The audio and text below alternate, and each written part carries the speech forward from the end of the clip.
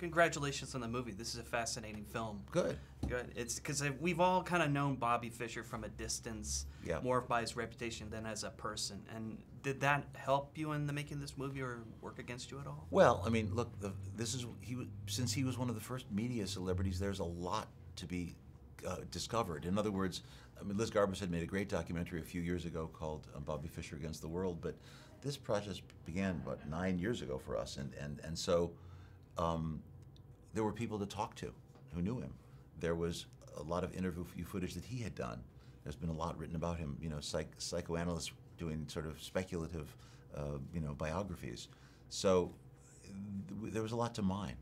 Yeah, I mean, it's interesting because being a genius or a prodigy, that sounds like such a gift, but the movie shows that it can be real torture more than anything else. Well, particularly when what one chooses or what has chosen him is this game that requires just extraordinary internal struggle and focus and obsession and compulsion and repetition and this kind of rabbit hole that one goes down that is self-contained and isolated.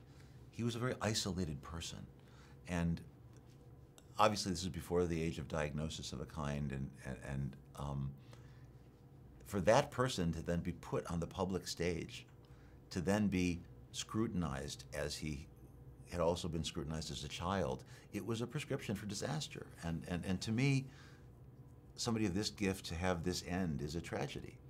And feels like a kind of particularly American tragedy, actually. It does, yeah. I mean, it's interesting because when we do get to the end, and you know, the look on Bobby Fischer's face, you know, he gets what he wants, but he's not fulfilled by it. And exactly. It's sad. Yeah, that's actually it's cool that you caught that because that's a tribute to Tobey's performance at that moment, which I think is a very, very, very beautiful moment in the movie.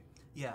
How hard was it to portray like the internal aspect of what was going on in Bobby's mind? That must have been the most challenging part. Yeah, I mean, listen, I mean, we're playing a kind of interesting dance here, where you're doing a narrative sports movie about this guy trying to win this event, but you're also doing this counterpoint of his descent, you know, and what we found was the subjectivity of his experience, as it, you know, meaning filmically, the subjectivity of objects, of sounds, of a kind of obsessive filmmaking put against the conventional narrative, really created a tension, and I think that became our understanding of his experience.